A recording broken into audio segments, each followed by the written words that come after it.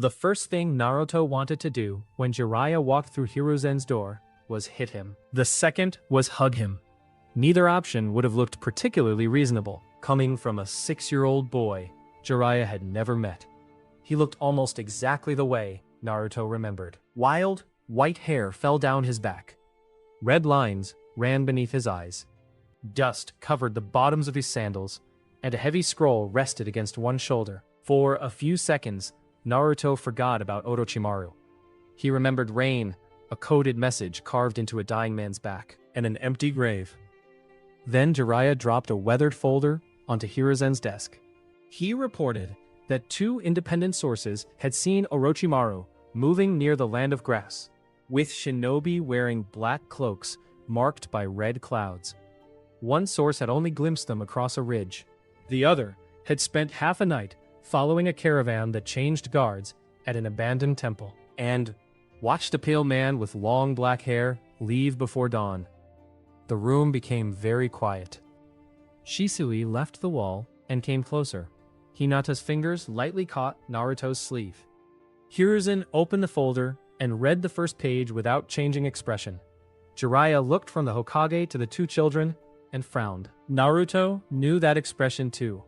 He had seen it before bad ideas, dangerous missions, terrible novels, and several training exercises that should never have been legal. Jiraiya noticed him staring and asked whether they had met. Naruto answered before 30 years of adult judgment managed to catch 6 years of mouth. Not yet, Ero-senin. Hinata closed her eyes. Shisui turned his face toward the wall. Jiraiya slowly looked at Hiruzen. The 3rd Hokage reached for his pipe. Naruto had the sudden feeling that the conversation about Orochimaru was no longer going to be the most uncomfortable part of the evening. 3 days had passed since Hiruzen placed the first confirmed report of Orochimaru's continued Akatsuki activity in front of Naruto and Hinata. At the time, Naruto had admitted that he no longer knew what the missing nin would do next. The answer had bothered him because it was true. Now, Jiraiya had brought proof that the contradiction was not a mistake in old records. Orochimaru had stayed. In Naruto's first life, the chain had been simple in hindsight. The Uchiha massacre drove Itachi out of Konoha. Itachi entered Akatsuki, and Orochimaru eventually tried to take his body, failed, and left the organization. The massacre had never happened now. Itachi still went home to Mikoto and Fugaku. The encounter that drove Orochimaru away had vanished with it. Naruto had understood that on paper. Seeing Jiraiya made it real. Hiruzen allowed the silence after the accidental nickname to last just long enough to punish Naruto, then explained that the children were connected to a classified intelligence source. Jiraiya studied Naruto again. His eyes moved briefly to Hinata, then to Shisui, who had recovered enough discipline to face the room without smiling. Jiraiya accepted the explanation for perhaps 20 seconds. Then he asked why the classified source had apparently taught Naruto a nickname no sane informant would bother recording. Hiruzen exhaled smoke toward the ceiling. Shisui became interested in a crack in the floor. Hinata's grip on Naruto's sleeve tightened. Naruto decided he preferred S-rank battles. The full explanation did not happen in that room. Hiruzen first sent Shisui to confirm 2 details in Jiraiya's report, and moved Naruto and Hinata into the secure chamber beneath the Hokage Tower, where Inoichi had examined their memories months earlier. Jiraiya complained about unnecessary secrecy until Hiruzen asked whether he wanted the advisors, 3 Anbu units, and half the administrative staff to hear the same conversation. That stopped the complaints. Inoichi arrived before midnight. He did not enter Naruto's memories again. He only confirmed what his previous examination had established. The experiences Naruto and Hinata carried were integrated, consistent, and mutually supporting in ways that ordinary implanted memories would not explain. Hiruzen then told Jiraiya what he had accepted months ago. Naruto and Hinata remembered another life. Jiraiya laughed once, but nobody joined him, and the smile slowly disappeared. He spent the next hour trying to break the story. He asked Naruto about Minato first, which Naruto expected. Naruto knew the way his father had structured the 8 trigram seal, but he also knew facts any Jinchuriki might eventually learn from a patient seal master. Jiraiya changed direction and asked about Mount Myoboku, the contract scroll, and 2 minor habits of Minato that had never appeared in public reports. Naruto answered too easily. Jiraiya went still before shifting to more personal questions. Naruto did not give him a speech about their entire first life. He described a training trip that had not happened yet. He knew how Jiraiya cheated during card games, which shoulder he rolled after sleeping badly, and the tone he used when pretending a dangerous idea was actually educational. He knew that Jiraiya would one day teach him the Rasengan. At that, Jiraiya looked at Naruto's small hands. Naruto immediately told him not to get ideas. Hinata covered a smile. Jiraiya asked why a child who already knew the technique had failed to use it. Naruto held up the wrist he had injured on the first day of his second life, and explained that knowing a technique did not make 6-year-old chakra channels, muscles, and joints capable of surviving it. Jiraiya leaned back and muttered that at least future Naruto had learned something resembling common sense. Naruto nearly told him how many years that had taken. Hiruzen moved the conversation to the reason Jiraiya had been summoned. He explained that the sealed future archive was not a prophecy book. Every entry was marked by source and confidence. Some were things Naruto or Hinata had personally experienced. Some came from later reports. Others were reconstructions from facts that might already have changed. Jiraiya understood the system quickly. He had spent too much of his life working with bad intelligence to mistake memory for certainty. Then he asked the question Naruto had hoped he would avoid. If the future was real, what had happened to him? Naruto looked at the table. He could still hear rain when he thought about it. He could still remember the awful moment when the code Jiraiya had left became more important than the man who wrote it, because there had been no body to bring home. Hinata did not answer for him. Naruto told Jiraiya only what mattered. In the first life, Jiraiya had entered Amegakure to investigate the leader of Akatsuki. He had gone alone. He had learned the truth, sent a final message back to Konoha, and never returned.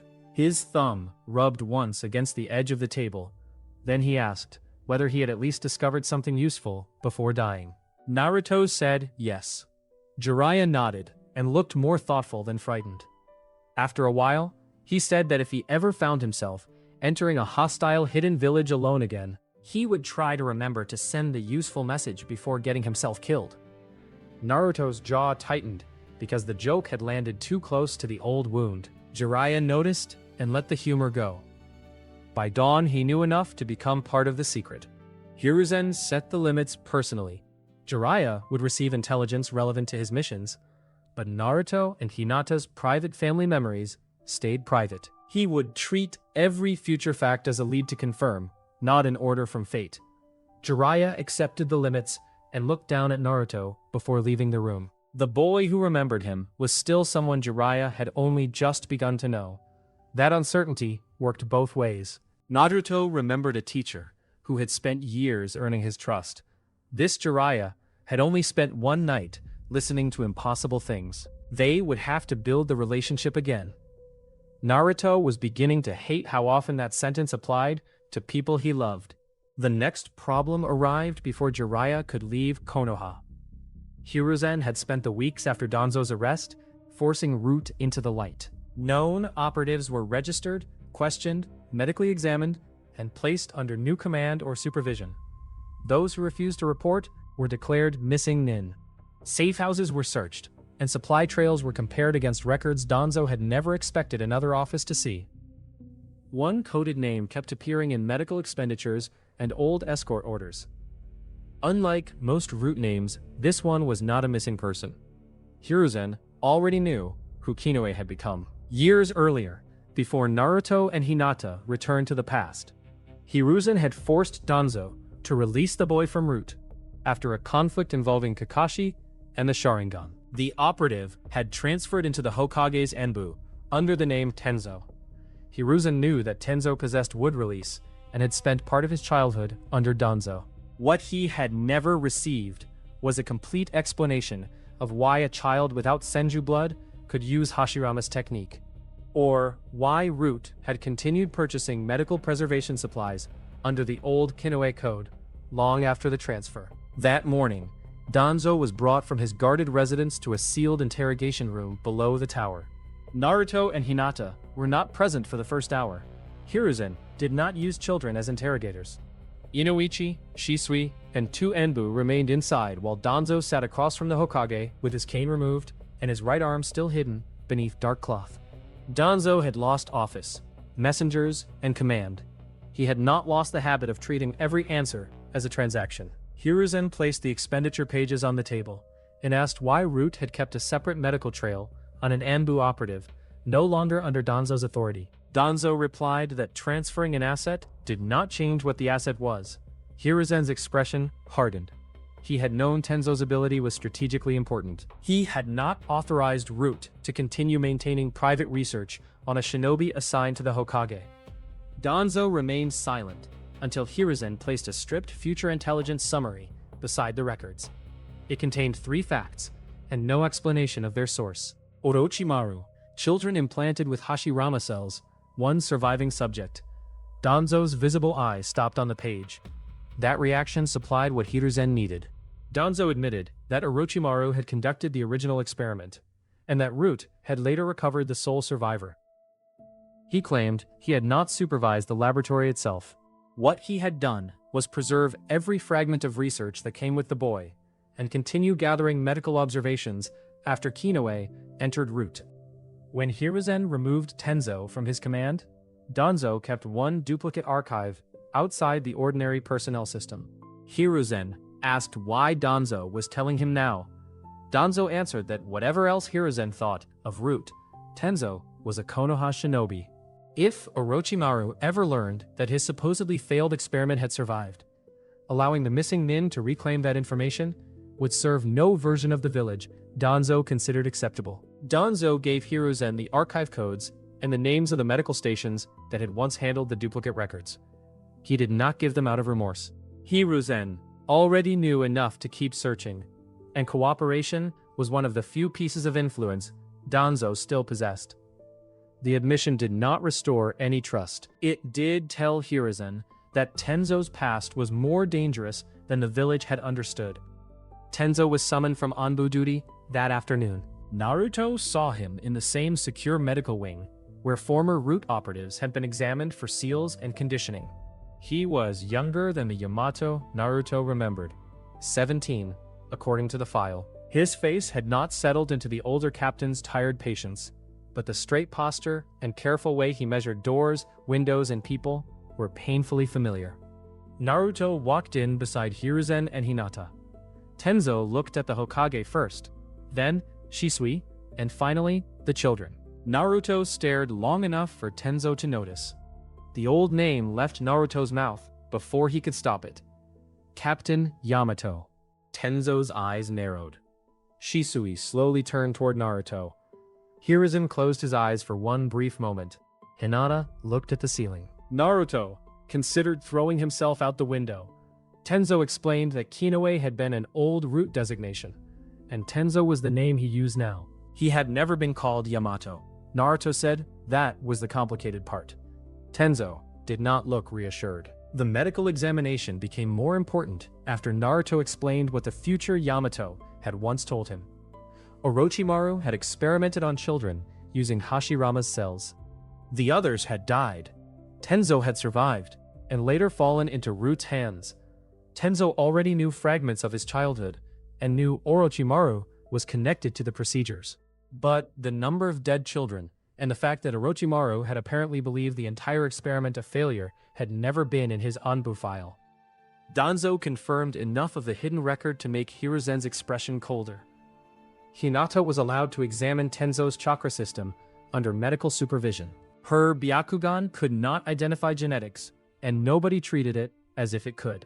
What she could see was that wood-release chakra moved through stable pathways across his chest, shoulders, and spine, instead of gathering around an isolated foreign mass. Konoha's medics compared that observation with tissue samples, years of physical examinations, and the records Hiruzen already possessed. Their conclusion was stronger than Hinata's sight alone. Whatever Orochimaru had implanted, Tenzo's body had grown around it and remained stable. The old root curse mark on his tongue was still physically present as well. Hiruzen's physicians had monitored it since his transfer, but had never risked removing a seal they did not fully understand. To Orochimaru, that stability made Tenzo more than a surviving victim. It made him proof. Tenzo heard the discussion and finally asked why a 6-year-old knew a future name and details from an experiment even his own file did not contain.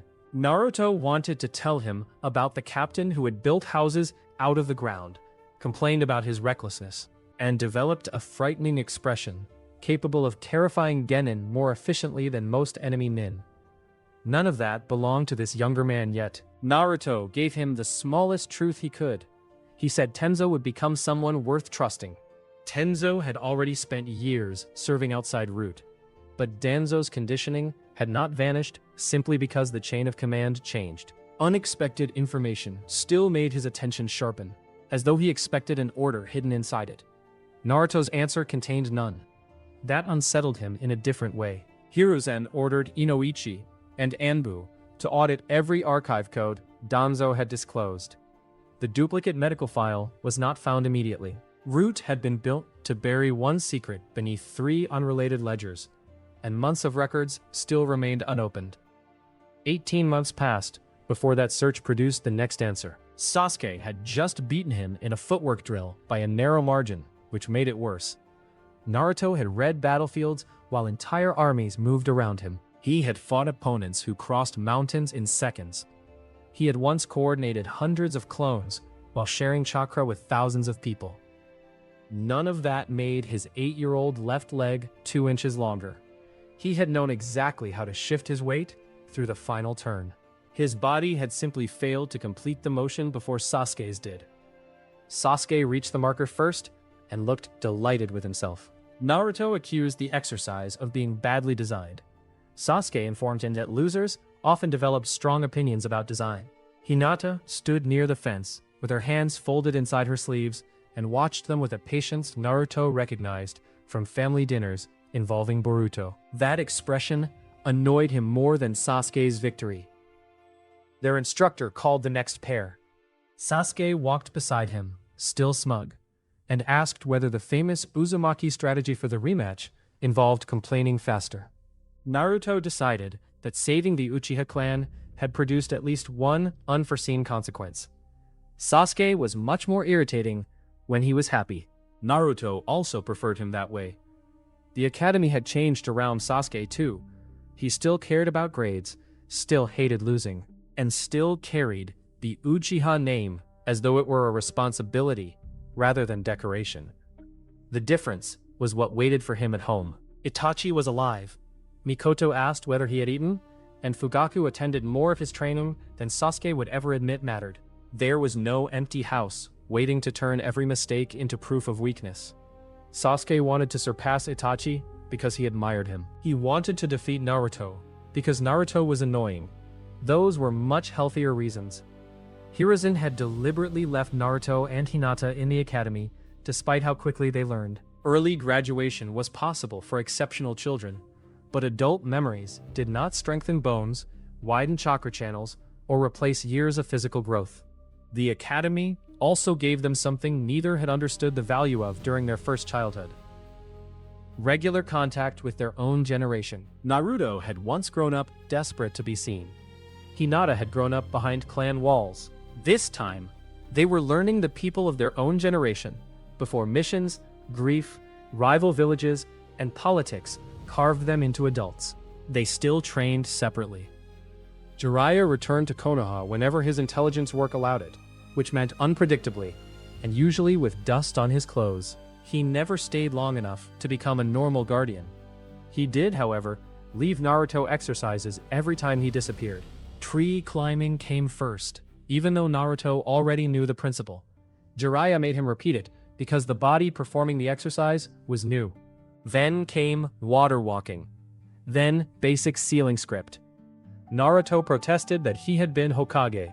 Jiraiya asked whether being Hokage had taught his 8-year-old fingers to draw a stable containment spiral without bleeding chakra into the outer line. Naruto looked down at the ugly seal he had just produced. Jiraiya told him to start again. The Rasengan became their longest-running argument. Naruto asked to begin rebuilding it properly. Jiraiya asked to see his hands. Naruto showed them, and Jiraiya pointed out that they were still the hands of a child. Naruto argued that his chakra control had improved enormously. Jiraiya agreed and gave him another page of sealing exercises. Naruto called him a coward. Jiraiya said a real coward would have taught the technique and left before Hiruzen saw the medical bill. Hinata sided with Jiraiya. Naruto considered that betrayal. Over 18 months he reached 4 reliable shadow clones without the collapsing exhaustion that had followed 7 on his first week back. He could force more, but the headache and trembling afterward made the cost obvious. His transformation technique became precise enough that Shisui occasionally used him in harmless surveillance exercises. Although Hiruzen refused to let the child anywhere near an operation where discovery meant actual combat. Hinata's progress took a different form. Her Byakugan range grew, but Hiyashi cared more about how she used it. She had learned to narrow her field instead of burning chakra on everything around her. Her gentle fist became frighteningly accurate for her age, even while lacking adult force. Neji discovered that accuracy during a training session. He was still faster. Hinata knew that before the first exchange, so she stopped trying to match him step for step. She let him control the first 3 movements, retreated along the courtyard edge, and waited until his lead foot landed slightly farther forward than the Hyuga form preferred. Adult Hinata would have punished the opening with enough speed to close 2 tenketsu before he corrected.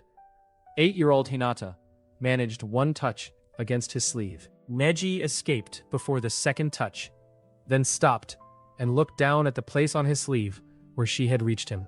Hinata reset her stance.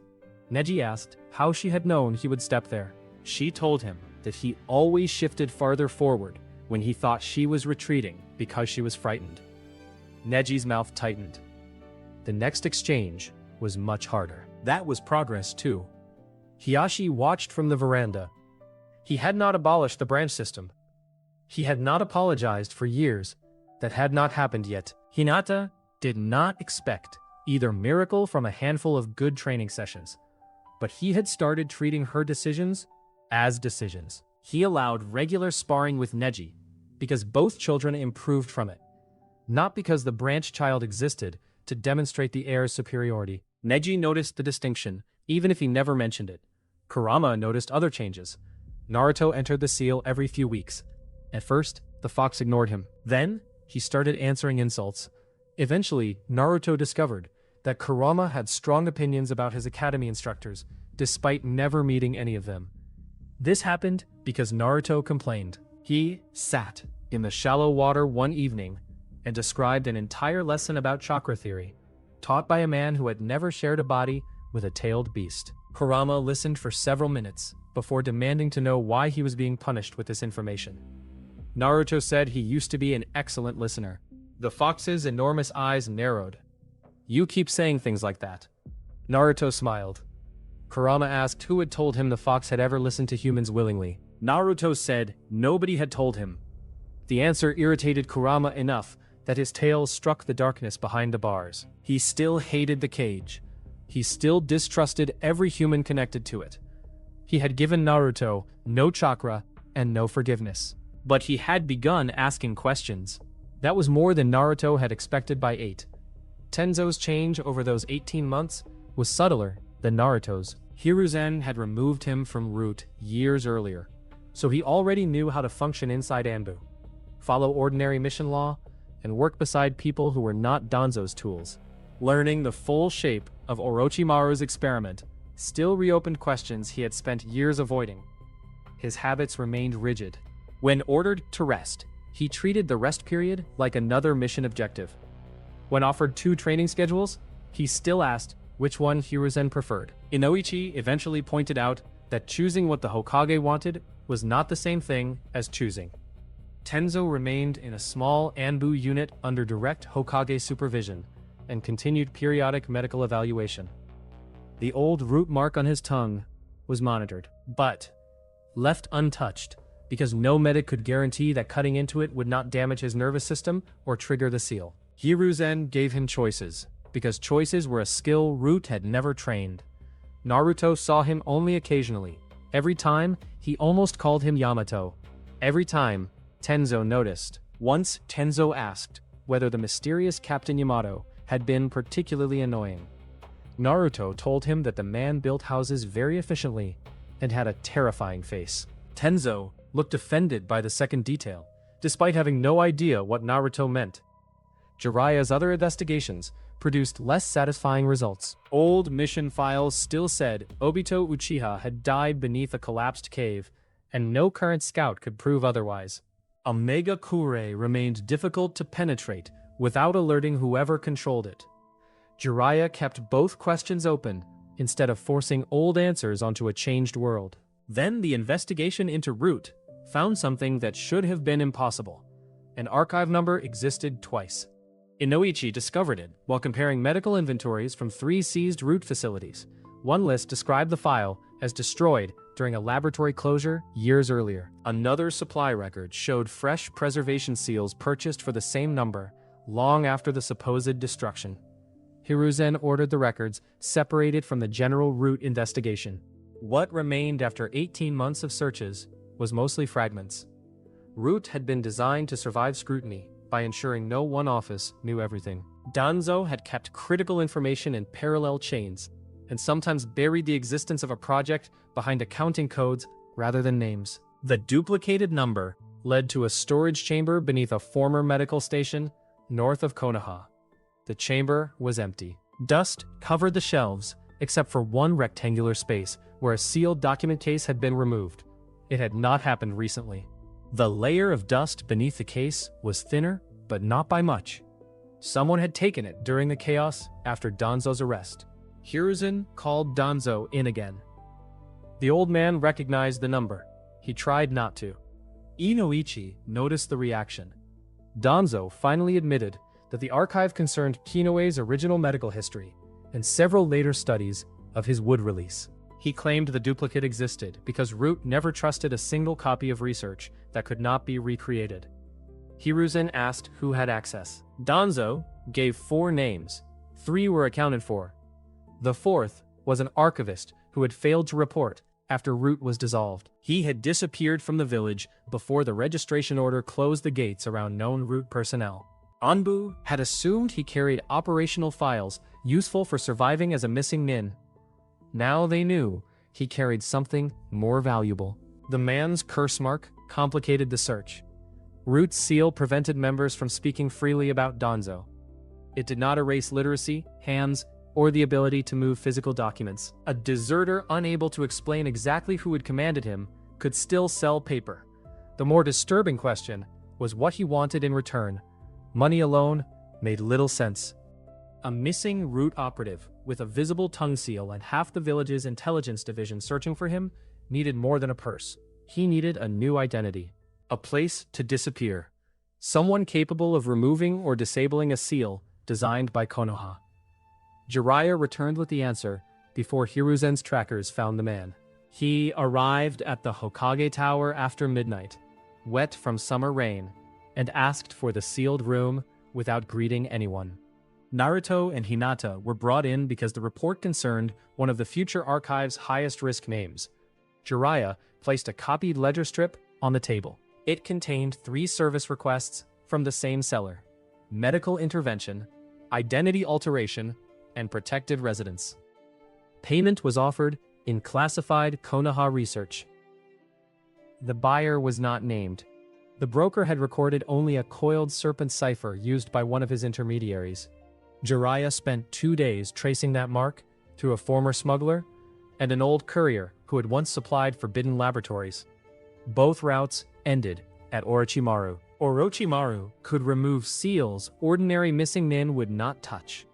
He could alter faces, manufacture identities, and hide people inside laboratories that official maps did not know existed.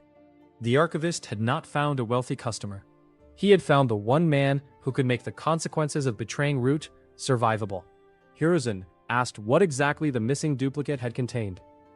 Donzo could only give the categories recorded in the master index: original medical measurements, tissue response, chakra stability, later observations of wood release, a sealed housing annex, and several older root studies on suppressing tailed beast chakra. The detailed contents of the housing annex had been maintained by the archivist himself and were not duplicated in the surviving index. At that point, Konoha knew Tenzo might be the real target. It did not yet know which current location, if any, had been exposed. The material was dangerous, though it was far from a master key to Konoha. Inoichi spread the reconstructed medical pages across the table. Naruto looked first at the parts concerning the 9 tails. Hinata looked at the long-term observations, pulse measurements taken years apart, changes in chakra density, height and weight, scar tissue, and notes on how Tenzo's pathways responded after long missions. Tenzo joined them from Anbu headquarters. Hinata compared the old diagrams with what her Byakugan had shown 18 months earlier, while a medical nin placed current tissue reports beside them. Hinata kept her conclusion inside the limits of what she could actually see. Tenzo's chakra network behaved like a stable system, rather than a temporary graft being constantly rejected. The medical nin supplied the biological half of the conclusion. Repeated tissue samples and years of examinations showed no progressive rejection. If Orochimaru wanted only to reproduce the original procedure, the earliest laboratory notes should have been the greatest prize.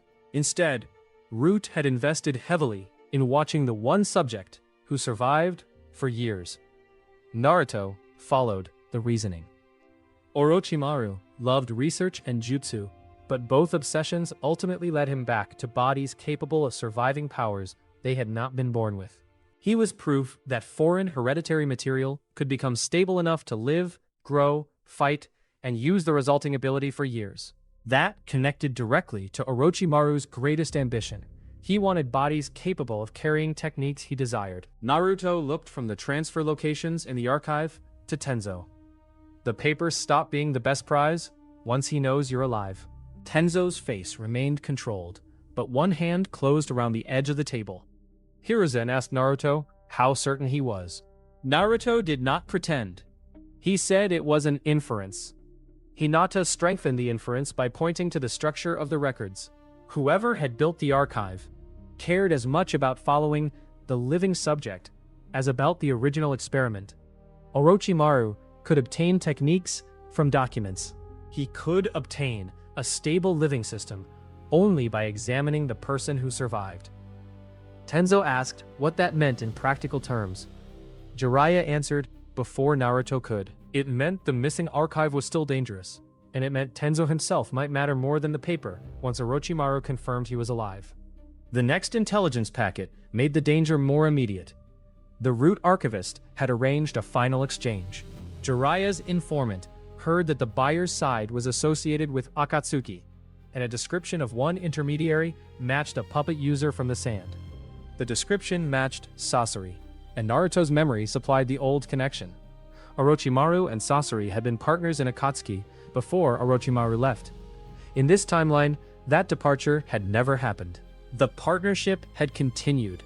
Hiruzen asked what Sasori could do at this point in time, and Naruto had to pause because that question was harder. He knew the man Sasori became, including his human puppets, poisons, modified body, and living core hidden inside artificial shells. The third Kazekage puppet had once made him terrifying, even among Akatsuki.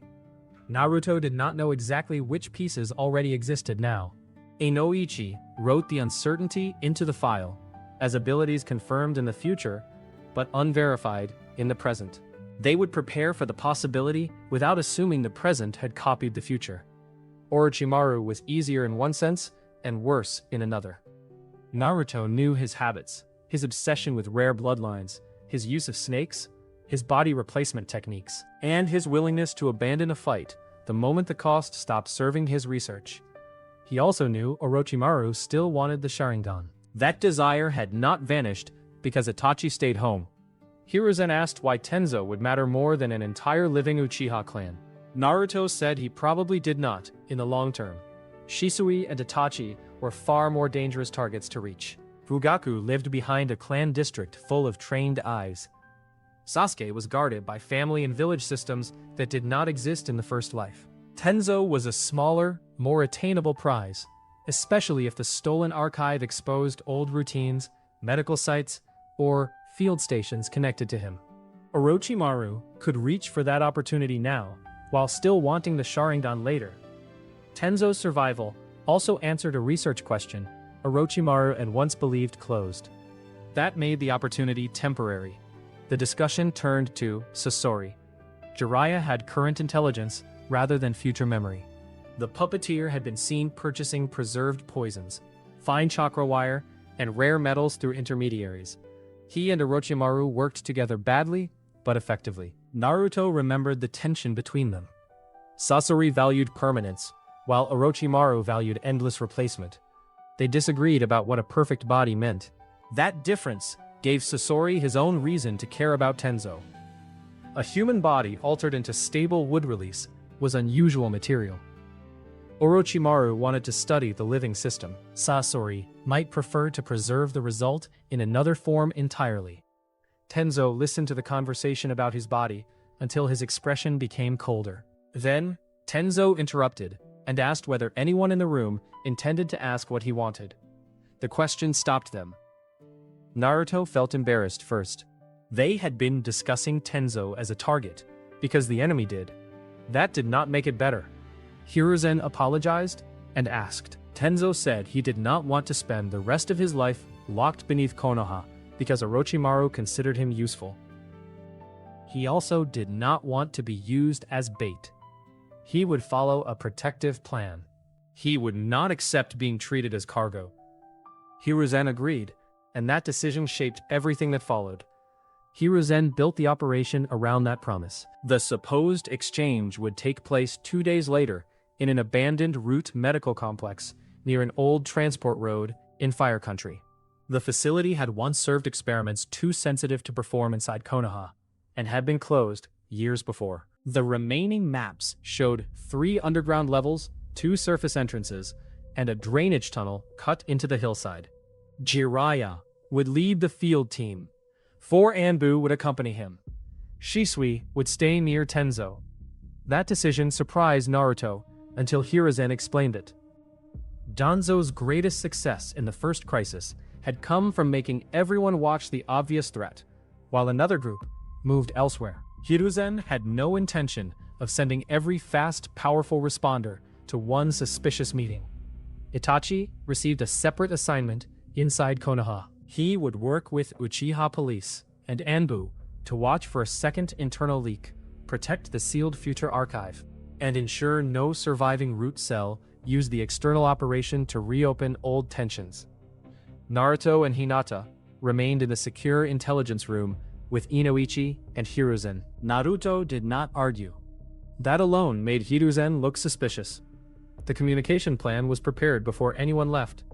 Jiraiya carried a small messenger toad with a sealed scroll tube. When he needed to report, he could write a coded strip, dismiss the toad to Mount Myoboku, and have a second contracted relay summon it into the tower. It was not conversation at a distance, but it moved a short message quickly. Tenzo's Eastern Anbu field station used a different system. 3 fixed relay posts linked the station to Konoha's outer barrier, with short-range radios only between neighboring posts and the escort. A flare scroll served as backup if a relay went dark. Jiraiya left before sunrise. The abandoned medical complex sat half-buried beneath a slope covered in cedar roots. Moss filled the cracks around the stone entrance.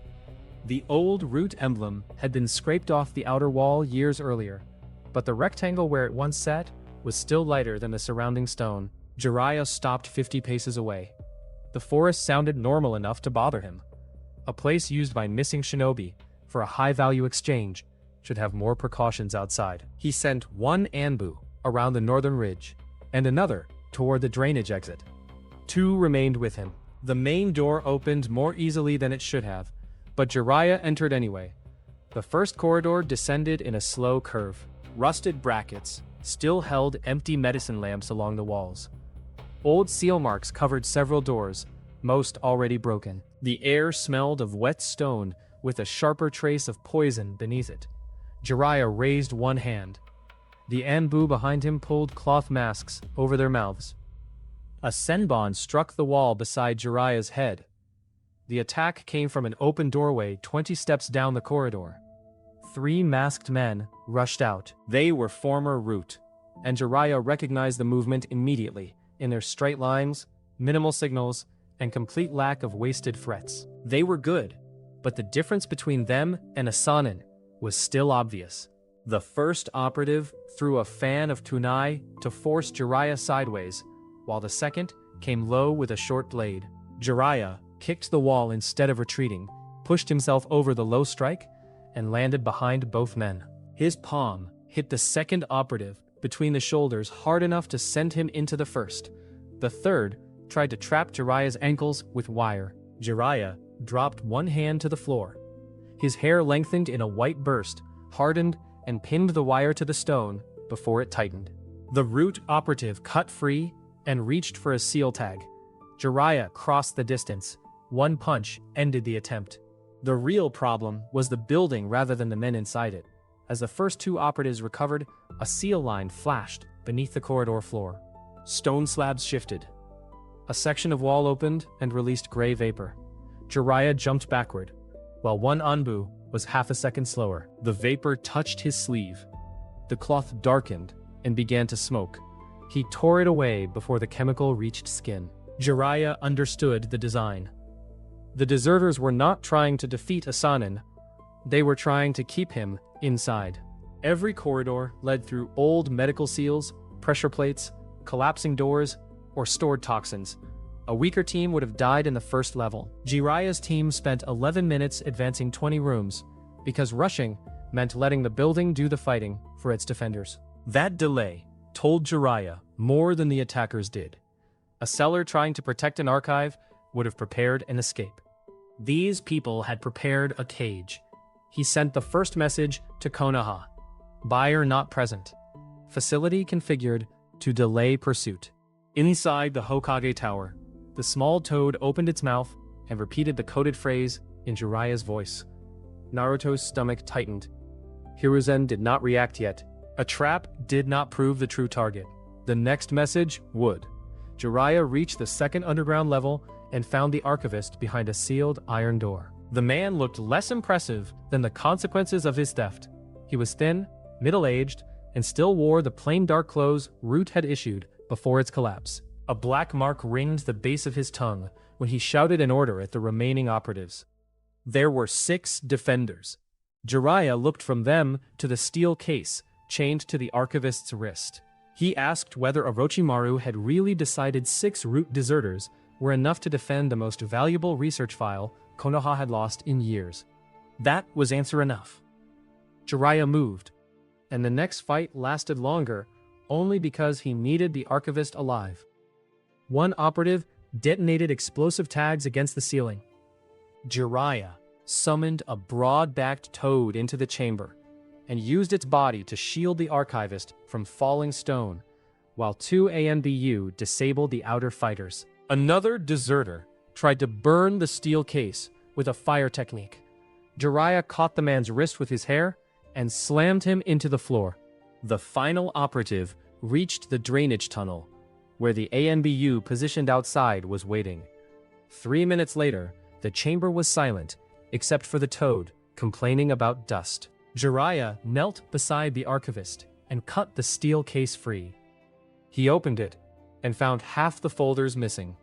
The surviving material included later medical observations and several root suppression studies, but a table of contents remained clipped inside the lid. 2 missing sections mattered immediately. One contained the experiment's original tissue summaries. The other was Housing Annex C, a record of later examination and rotation sites. Beside that entry, an old administrative notation named Eastern Field Station 12. Jiraiya knew the name. Hiruzen had repurposed the former Root compound into an Anbu field station years before Danzo's arrest, and Tenzo still rotated through it for wood release training and medical checks. The location had existed before the archive was stolen. Konoha had simply not known that the stolen copy contained that annex. Jiraiya sent the second message at once. Archive divided. Housing annex missing. Eastern Field Station 12 compromised. Current exchange is diversion. Hiruzen was moving before the messenger toad finished delivering the strip. Tenzo was currently halfway through a scheduled week at Eastern Field Station 12. Several hours outside the village, on a forested route east of the main barrier. The compound had started as a route observation site years earlier and had remained useful after Hiruzen took it over. Because its reinforced training ground could survive wood release practice without destroying a neighborhood. That history was precisely why the old housing annex could expose it. Until Jiraiya recovered the table of contents, Hiruzen had known only that a medical archive was missing. Now he knew the enemy could name the building Tenzo was sleeping in. Staying there was no longer protection.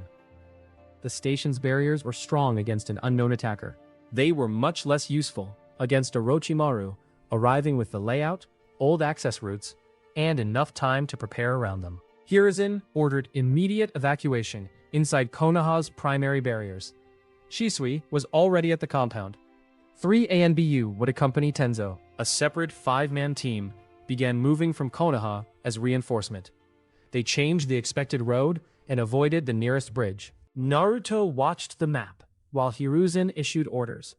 Something still felt wrong. Orochimaru had already received enough papers to know Tenzo existed. Why stage today's exchange at all? Why leave a half-archive behind for Jiraiya to find? Hinata was staring at the same map. Her finger moved from the compromised field station to the roads leading back toward Konoha. A surviving route index entry beside Housing Annex C referenced Subject Relocation Protocol. Danzo had also described the old procedure during earlier questioning. When Kinoi's examination site was compromised, handlers moved the subject, rather than defend a known location indefinitely. Orochimaru did not need the new route in advance. He only needed to know what Konoha would be forced to do once the station was exposed. Naruto felt the final piece settle. The false exchange had never needed to keep Jiraiya away forever. It needed to delay him until Konoha learned the station was compromised and moved Tenzo into the open. The current escort had already left the exposed compound. A recall would only send them back toward a location Orochimaru could prepare around. The safest choice was still to continue toward Konoha, but every expected road was now suspect. Hiruzen sent the route change through the established relay chain. The tower passed the order to the outer eastern post. The next post repeated it, and the final relay officer reached Shisui by local radio. The escort abandoned the road and cut northwest through the river forest, while the reinforcement team changed course to meet them. Naruto asked where Orochimaru would position himself. Hiruzen did not ask for a prediction. He asked for an analysis. Naruto studied the terrain. Orochimaru needed Tenzo alive, so he would avoid a place where a landslide or uncontrolled blast could kill the target. He would want room for snakes and enough cover to interrupt Shisui's sightlines. Hinata looked at the contour marks beside him. One place matched. A shallow river crossed beneath a wooded slope before the land rose toward Konoha's outer sensor range. The route narrowed between the water and a line of old stone embankments left from a road project, offering trees, water, limited lateral movement, and enough open space to deploy capture techniques. Hiruzen relayed the warning. The escort was already approaching that area. The final relay officer's voice reached Shisui through the short-range radio while he was already moving through the canopy. He changed direction immediately. Tenzo ran 2 branches behind him, with 3 anbu spread in a shallow diamond. They had abandoned the road 12 minutes earlier. The river remained to their right, mostly hidden beneath trees. The stone embankment rose ahead through the leaves. Shisui saw the first puppet before anyone attacked. It hung from a branch upside down. At first, it looked like a dead traveler wrapped in dark cloth. Then its wooden fingers opened. Shisui shouted for the team to break left, and the puppet's mouth snapped wide. Senbon filled the forest. One anbu spun behind a tree. Another threw himself low. Tenzo slammed both palms toward the ground. Wood tore upward into a curved wall between the team and the needles. Most struck timber, while 3 punched through. One anbu jerked as a needle cut across the outside of his upper arm. The wound was barely more than a line. He reacted as if it were a blade through the chest. He called the hit, wrapped the arm above the cut, and fell back without pretending he could continue safely. A second Anbu took his place. Shisui saw movement across the river. A red-haired figure stood on a flat boulder in an Akatsuki cloak, its face matching the intelligence sketch Jiraiya had supplied for Sasori. The Sharingan caught something wrong before Shisui trusted the face. Chakra moved through the figure in thin artificial channels, and several nearly invisible threads vanished behind the boulder. It was a puppet double, modeled after Sasori himself, useful precisely because an enemy would watch the familiar face, while the real puppeteer stayed hidden. The puppet, above the road, dropped from its branch, and unfolded 4 extra arms. Each hand carried a different blade. Tenzo's eyes moved to the injured ANBU. Shisui ordered the wounded man toward the rear. The man obeyed, and that discipline kept the first poison scratch from becoming a death sentence. Then the river exploded with snakes. Orochimaru emerged behind them. He looked almost unchanged from the nightmares Naruto remembered, with pale skin, long black hair, and yellow eyes fixed on Tenzo, with the attention of a scientist seeing a lost specimen walk back into his laboratory. He did not look at Shisui first. That told Shisui everything about the mission. Tenzo slammed his hand down. Wood burst from the wet soil in 3 thick roots, twisted together, and swept the first wave of snakes sideways into the river. Orochimaru stopped, and for the first time his expression changed. Wonder spread across his face, slowly enough to be worse than surprise. He had believed the children in that experiment dead. Now one of them stood 40 paces away, using Hashirama Senju's power with a stable chakra network. Orochimaru said Tenzo had grown beautifully. Tenzo's jaw tightened as he replied that his name was not one Orochimaru had given him. Orochimaru smiled and said names were less interesting than results. Sasori attacked again. The upside-down puppet split at the torso. A coil of wire shot around the wooden barrier, while 2 blade arms carved into it from opposite sides. Tenzo reinforced the wall. That was what Sasori wanted. The puppet became the visible threat, while a thin needle traveled along the wire from behind the barrier. Shisui's Sharingan caught the movement. He cut the wire before the needle rounded the edge, and the tiny poisoned point struck bark. The red-haired puppet double on the boulder tilted its head as the hidden Sasori tested their response through it. Shisui understood the point of the attack. The enemy now knew Konoha had prepared specifically for poison. Orochimaru moved at once, his neck stretching through the trees with impossible speed, as his jaws opened toward Tenzo's shoulder. Shisui appeared between them. His kunai cut across Orochimaru's cheek. The pale head twisted away. A second Orochimaru rose from the ground behind Tenzo, but the Anbu on Tenzo's left drove a blade through the body and exposed a nest of snakes.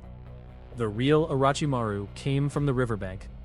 Shisui could move faster than anyone there in a straight exchange. Orochimaru did not give him one. Every attack used a snake, clone, tree trunk, or puppet body to break eye contact and force Shisui to choose between pursuing the true body and staying close enough to protect Tenzo.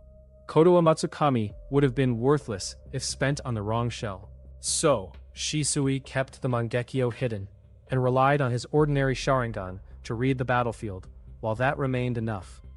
Sasori's second puppet came out of the water. This one was narrow and human-shaped, with lacquered arms and a metal spine. It opened its chest and released a cloud of black pellets. One blade passed close enough to Tenzo that Orochimaru sharply warned Sasori not to damage the subject beyond usefulness. Sasori answered with visible irritation. He had no intention of wasting rare material, but his idea of preserving a body was clearly not the same as Orochimaru's. The remaining Anbu shouted smoke. Tenzo raised a wooden canopy. The pellets struck it and burst. Purple vapor crawled across the underside. Tenzo dropped the entire structure into the river before the gas reached them. Sasori had turned defense into a delivery system. Shisui changed the formation and ordered Tenzo to abandon fixed walls, using only moving wood or terrain changes that poison could not turn into enclosed traps. Tenzo obeyed, while Orochimaru watched every adjustment. He was learning too. That was what made the fight dangerous. Konoha knew more than it should, and the enemy adapted faster than ordinary opponents. Orochimaru sent 3 giant snakes up the embankment to cut off the path toward Konoha, while Sasori's puppets pressed from the riverside. The escort was being folded inward. Shisui saw the shape. They were not trying to kill the guards. They were building a cage around Tenzo. The young shinobi saw it at the same moment. He planted both feet. Wood release spread underground. Instead of building another wall, he sent narrow roots through the soil beneath the stone embankment. The old roadwork cracked. A section of stones collapsed outward between 2 giant snakes, opening a rough path up the slope. Shisui ordered the team through, and they moved as Sasori's human-shaped puppet launched after them on chakra wires. The rear Anbu turned to cover, but a blade passed through his shoulder guard and cut shallowly along the side of his neck. He froze only long enough to register the poison protocol, then dropped his sword and reached for the medical seal pouch at his belt. Sasori's puppet came again. Tenzo had the open path in front of him. Shisui was 10 paces uphill fighting 2 snakes and could not reach the wounded Anbu in time. The order was obvious. Protect the target and keep moving, exactly as Root had trained Kinoe to do. Tenzo took 1 step up the slope, saw the wounded Anbu fall to 1 knee beneath the rising puppet blade, and turned back. He drove both hands into the ground.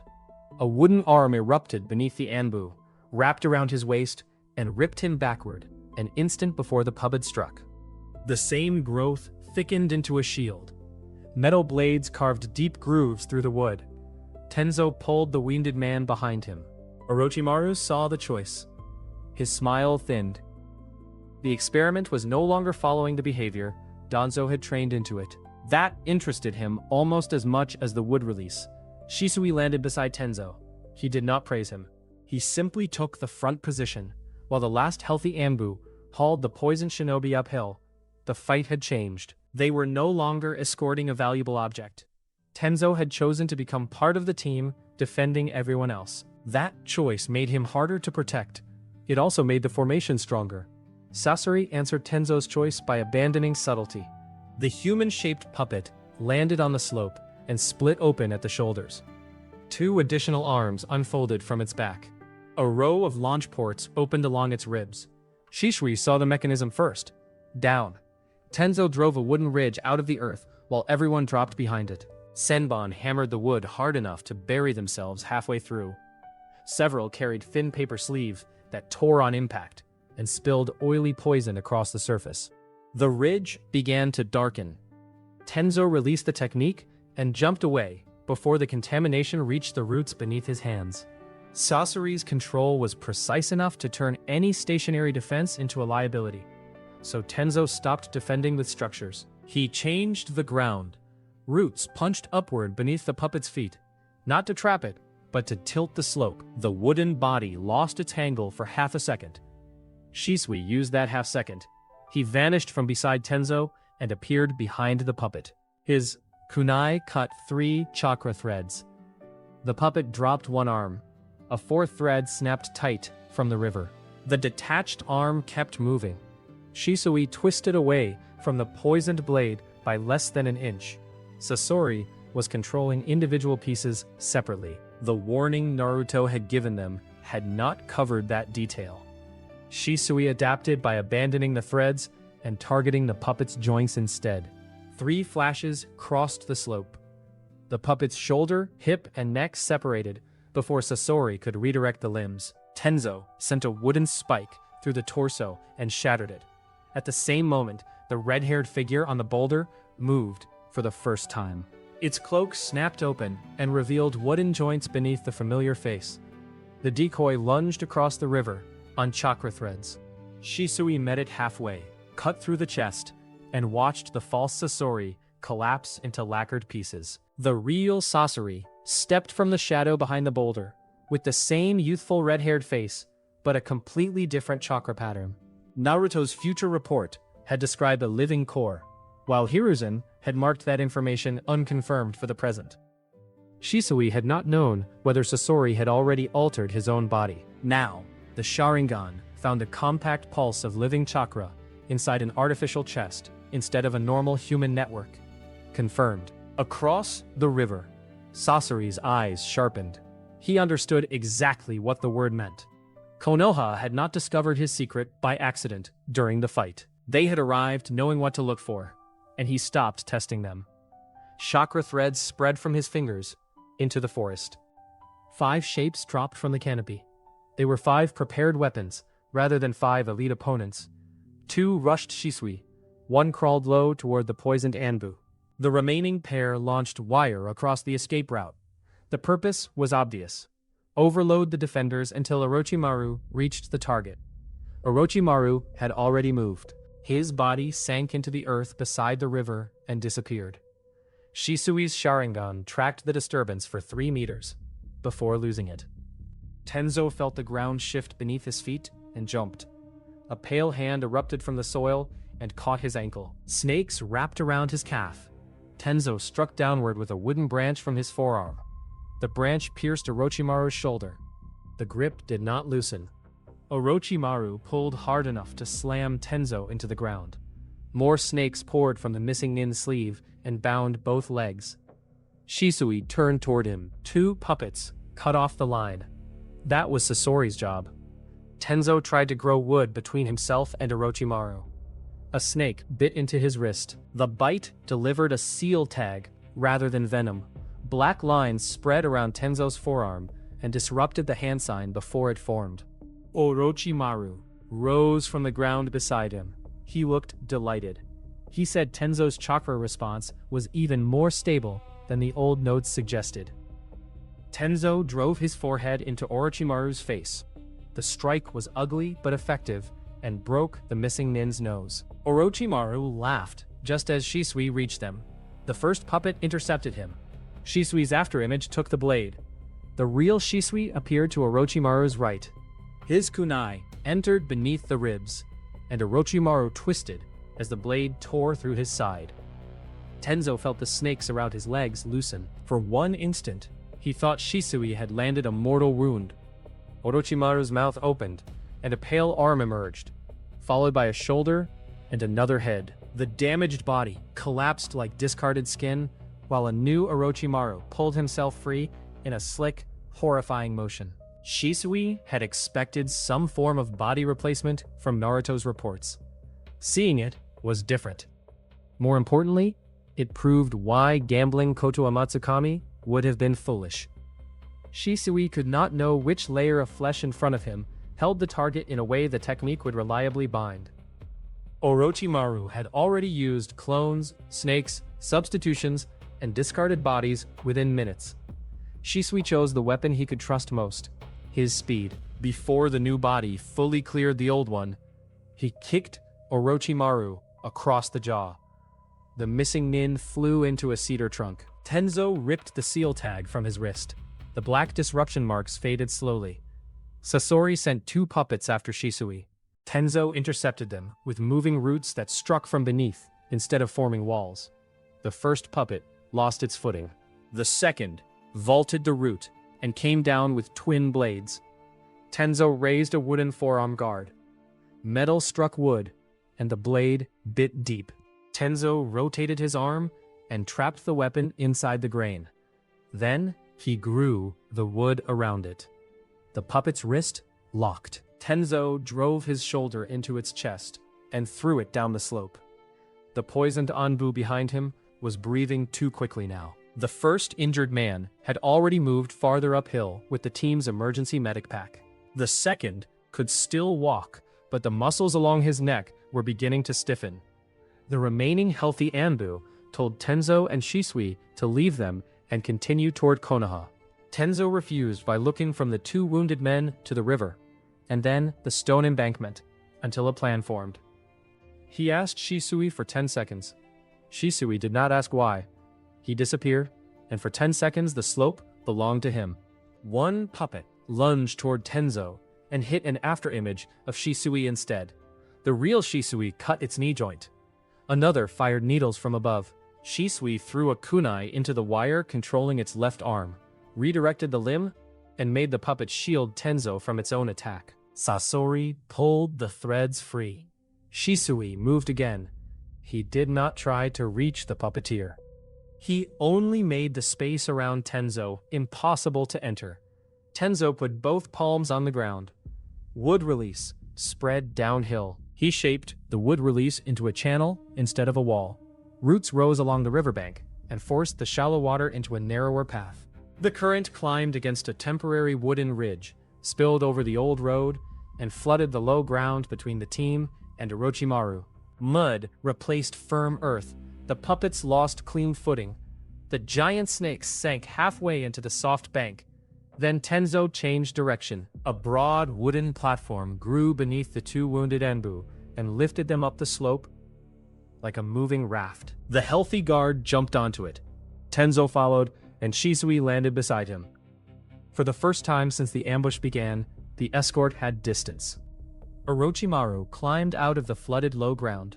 His new body had mud across one side, and blood from Tenzo's headbutt beneath the nose. He still smiled. He extended both arms. Snakes shot across the gap. Tenzo was ready. 3 wooden pillars rose at angles rather than straight up. The snakes wrapped around them. Tenzo twisted his hands. The pillars crossed. The snakes tangled around one another. Shisui used the opening to throw 6 kunai. Orochimaru dodged 5. The 6th cut the sleeve near his wrist. A trivial wound. It was enough to make him glance toward the north. The first Konoha reinforcement signal appeared above the trees as a streak of blue chakra light. The team was perhaps 2 minutes away, maybe less. Sasori saw it too, and recalled 3 puppets at once. Orochimaru hesitated, his eyes still fixed on Tenzo. Research fought with judgment. For a moment, Shisui thought he might force the battle to continue. Then another signal appeared, farther east. A second relay team. Konoha had closed the route. Orochimaru's smile disappeared. To continue now, he would have to defeat Shisui, a functioning wood release user, the remaining Anbu, incoming reinforcements, and whatever force followed from the village. Sasori had already exposed a secret he clearly valued. Their original plan had depended on speed and confusion. That plan was gone. Orochimaru did not need victory badly enough to die for it. He called the remaining snakes back. Sasori's puppets retreated toward the river. Shisui did not chase. That choice mattered. His mission was not to defeat 2 Akatsuki members. It was to bring Tenzo home. Orochimaru stepped backward onto the water. Before leaving, he told Tenzo that Konoha could call him a shinobi, a person, or anything else it liked. His cells would remain the answer to a question Orochimaru had asked years ago. Tenzo looked at him across the flooded road. He said that made the question Orochimaru's problem. Shisui almost smiled. Sasori's gaze remained on Shisui. The puppeteer had noticed the preparation around his hidden core. He would remember it. Then, both Akatsuki members withdrew. Sasori crossed the river behind his puppets. Orochimaru sank into a mass of snakes and vanished into the trees. Konoha reinforcements arrived 90 seconds later. The battle ended there, because Shisui refused a reckless pursuit. The mission had been to protect Tenzo, and Tenzo was still standing when the enemy withdrew. That was enough. The wounded ANBU made it back to Konoha alive. Neither recovered quickly. The first poisoning had been caught almost immediately, and the wound contained enough residue for medics to identify several components. The second exposure was worse. His breathing became shallow before the hospital team stabilized him. Naruto's future memory did not provide a miracle antidote. The doctors worked with the sample, symptom control, and every poison specialist Konoha could assemble. Both men remained under observation for days. Naruto visited neither room. They did not know him, and he refused to turn injured shinobi into proof that his information had mattered. He waited for reports with everyone else. Jiraiya returned the next morning with the captured archivist and what remained of the stolen file. He was furious that the real battle had happened elsewhere. Shisui told him that this was generally the purpose of a diversion. Jiraiya informed him that teenagers with impossible movement techniques were not allowed to be smug. Shisui pointed out that Jiraiya had arrived 1 day late to make rules. Naruto decided he liked having both of them alive. The archivist's interrogation produced less than Hiruzen wanted and more than he expected. The root curse mark still prevented direct answers about Danzo. However, someone had damaged the seal with delicate medical work. The black pattern around the man's tongue was interrupted at 3 points by tiny cuts so precise that ordinary field surgery could not have made them. The archivist still could not speak freely, but he had been able to pass more information than the original seal allowed. Inoichi asked who performed the procedure. The man's tongue locked and his jaw cramped before he could answer. Jiraiya placed several photographs of known Orochimaru associates on the table, and the archivist's eyes paused on Kabuto Yakushi. The damaged seal mattered to Tenzo as well. His own old root mark remained intact and physically embedded. Hiruzen ordered the medical team to study the archivist's altered seal as a possible route toward removing Tenzo's someday, but forbade any experimental cutting until they understood exactly what Kabuto or another surgeon had changed. It was not proof against Kabuto. It was enough to reopen a file. Naruto remembered the old relationship and felt another piece of the former future sliding somewhere new. Kabuto's path had once been tangled with Orochimaru and Sasori.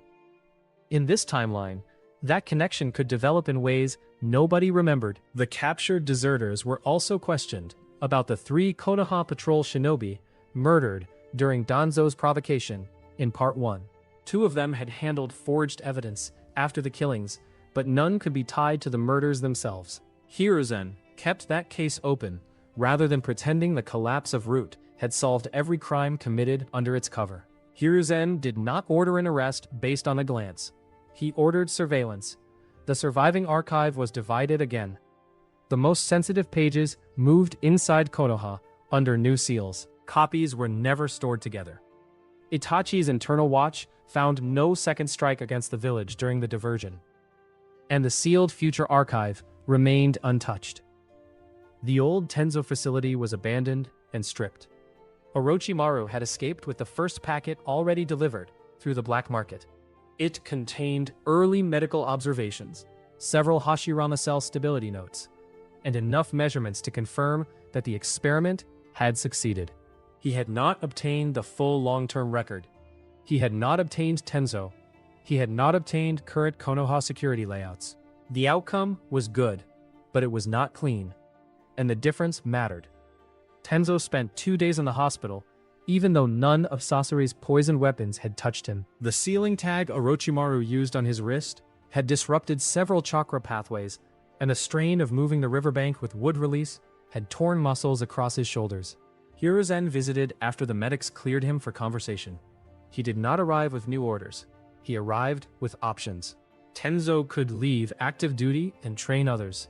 He could continue under ANBU after recovery. He could take a longer period away from missions. He could work with village engineers while learning what wood release meant outside assassination and restraint. Tenzo asked whether refusing all of the offered paths was permitted. Hiruzen said yes. Tenzo considered that longer than any tactical decision Naruto had ever seen him make. In the end, he chose to remain in Anbu under ordinary Hokage command, with the right to refuse experimental use of his body, and to step away from missions if recovery required it. Hiruzen accepted. Naruto visited later with Hinata. He looked at the bandages around Tenzo's wrist and called him Yamato again. This time, Tenzo did not ask whether Naruto had invented the name. He asked why it mattered.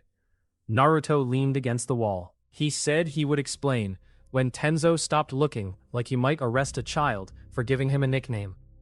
Tenzo told him that remained a possibility, and Hinata smiled. For a brief second, Naruto could see the captain he remembered inside the younger face. Then the moment passed. Naruto accepted the distance because saving people did not mean forcing them to become the same people again. Jiraiya stayed in Konoha for 6 days after the mission. On the second morning, Naruto found him at a training field and asked for the Rasengan. Jiraiya looked at him, then at his hands. Naruto complained that this inspection had become insulting. Jiraiya asked him to draw the first 12 characters of a 5-layer containment sequence. Naruto got to the 9th, before one line bled into the next. Jiraiya handed the brush back. Naruto told himself he hated him, and went back to the lesson. Jiraiya shifted their training towards sealing fundamentals, chakra analysis, and understanding how a technique interacted with the body performing it. Naruto already knew thousands of jutsu by sight. Jiraiya wanted him to understand why this younger body could safely perform some and not others. That knowledge would eventually return the Rasengan faster than brute force would. Naruto knew he was right. That was the worst part. Hiruzen also raised a question Naruto had expected eventually. Tenzo's wood release might help suppress the Nine Tails if Naruto ever lost control. Strategically, the idea was sensible. Naruto rejected the way it was phrased. He said Tenzo had just spent years being treated as a tool, built for someone else's purpose. He was not going to become Naruto's personal restraint system, simply because another Hokage could find a use for him. Hiruzen listened and rephrased the policy. Tenzo would be informed of the capability and trained in it only if he chose. Naruto would also have a say in any planned use involving the seal. That night, Naruto entered the mindscape. Kurama was awake when Naruto sat in the water and told him that Konoha had found a man who could probably help suppress the fox's chakra. The Nine Tails' lips pulled back from his teeth. Naruto added that he had told them not to turn the man into a leash. Kurama's expression changed by a fraction when he asked why. Naruto said Tenzo was a person. The fox stared through the bars for a long moment before calling Naruto an idiot, and Naruto smiled. The insult sounded less sharp than it used to. Hinata received her own small consequence. Hiyashi was told, in the limited version Hiruzen permitted, that her analysis of a medical archive had helped identify the real target of an S-rank operation before Konoha lost a protected shinobi. Hiyashi did not praise her in front of the clan. The next morning, however, he changed the training schedule. Neji would spar with Hinata regularly. The new schedule treated Neji as an equal training opponent, whose skill Hinata was expected to study, and whose mistakes he was expected to punish. Neji read the new schedule twice. Hinata pretended not to notice. During their first official match under the new arrangement, Neji attacked harder than usual. Hinata smiled, which annoyed him enough to make the session productive.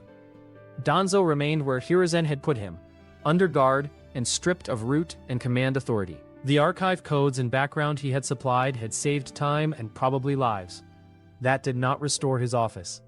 Hiruzen refused to confuse usefulness with trust. Danzo became something more uncomfortable. A locked room full of old secrets Konoha sometimes needed to open. Far from Konoha, the failed operation produced a different conversation. Sasori placed the remains of one damaged puppet on a stone table and removed a kunai lodged near the shoulder joint. Obito stood in the dim chamber wearing his orange mask. Orochimaru leaned against the wall, one sleeve torn, where Shisui's kunai had cut it. Pain listened from the far end. He had authorized a limited acquisition of root intelligence and a potentially useful wood release asset. Not an open war with Konoha, and not an early attempt on the Nine Tails. The report therefore began with a simple question. Had the exposure been worth what they gained? Tenzo had survived. Konoha had retained him. And the complete archive had not been obtained. Pain asked why that mattered, beyond Orochimaru's personal research. Orochimaru explained that the surviving root documents included old assessments of Jinchuriki suppression and Hashirama cell adaptation. The material had value to Akatsuki, even if the living subject remained in Konoha. Sasori cared about something else. He placed the kunai down. Konoha had treated every scratch from his weapons as potential poisoning before anyone was hit. That could be explained by intelligence. Then Shisui had looked directly for the chakra core inside Sasori's artificial body the moment one shell opened. That detail was harder to explain because very few people outside Akatsuki knew what Sasori had become. Orochimaru added his own observation. Konoha had recognized that the archive was a diversion before his capture team reached the facility. They had changed Tenzo's route and left Shisui beside him, while sending Jiraiya elsewhere. Good intelligence could explain one surprise, and perhaps two. Obito had another list. Shisui had survived an attack Danzo expected to control. The Uchiha massacre had vanished. Itachi had never entered Akatsuki, and Root had collapsed. Now Konoha was preparing for private abilities its enemies had not displayed publicly. He did not conclude time travel. That would have been absurd. He considered more useful possibilities. A spy inside Akatsuki, a hidden Yamanaka technique, an unknown dojutsu, a seer, or someone capable of reading plans before they happened. Pain asked what Obito intended to do about an information leak that had not been located. Obito answered that searching for the source directly would teach the source to hide. Testing it would be easier. If Konoha reacted only to threats involving itself, then the leak was probably operational. If it reacted to a person who had no current importance to Konoha, the source knew something else, something about future value. Obito placed 3 intelligence sheets on the table, rather than 1. The names were Yugito Ni of Cloud, Roshi of Stone, and Gaara of the Sand. All 3 were Jinchuriki. All 3 were plausible future interests for Akatsuki, and none of the probes would involve an actual capture. Pain looked over the pages. Akatsuki was not ready to begin full extraction operations, and Obito agreed that the tailed beasts themselves were not the objective of this test. He wanted comparison. Identical low-level inquiries would be allowed to surface near all 3 targets through channels Jiraiya's network was likely to notice. Scouts would watch what Konoha did with each warning. If Konoha treated all 3 reports as ordinary anti-Akatsuki intelligence, Obito would learn little. If it reacted disproportionately to one target, especially through Naruto Uzumaki or the small circle around the Hokage, then the pattern would become more interesting. Gaara was the cleanest comparison, because Naruto had no current personal relationship with the Sand Child. Any unusual urgency centered on him could not be explained by friendship that did not yet exist. Pain approved the limited test. No kidnapping, no extraction, only observation of Konoha's response. Several days later, Jiraiya was preparing to leave Konoha again when one of his messenger toads found him outside the western gate. The first warning from Obito's test had reached the network before the other 2. Jiraiya read the message once, then turned around. Naruto and Hinata were called to the secure room before sunset. Hiruzen placed a fresh report on the table. A contact in Wind Country had seen men connected to black market Akatsuki channels asking questions near Suna. They had not asked about the Kazekage or the village fortifications. They wanted patrol habits around one child. Naruto read the name Gaara, and his fingers stopped on the paper. In the first life, Gaara had become Kazekage before Akatsuki came for him. Naruto had fought beside him, lost him, helped bring him back, and watched the lonely boy from the Chunin exams become a leader trusted by an entire village. At this age, Gaara was none of those things yet. He was a dangerous, isolated child in another hidden village, and also Shukaku's Jinchuriki, which meant Akatsuki interest could have a perfectly ordinary strategic explanation. Naruto did not mistake the report for proof that someone was testing him. What bothered him was the timing. The old sequence had moved again, only days after Konoha displayed impossible preparation against Orochimaru and Sasori. Hinata read the report beside him and reached the same cautious conclusion. This could still be another butterfly effect. But it could also be the first sign that someone on the other side had begun changing plans deliberately. They did not have enough evidence to choose between those possibilities. The old instinct to search memory for the next event rose automatically, and he let it go. Memory could tell him who Gaara was. It could not tell him why Akatsuki had moved now. Naruto slid the report back toward Jiraiya. "Tell me everything you know." Outside the tower, Konoha continued into evening. Far to the west, 3 quiet questions had already begun moving through the shinobi world.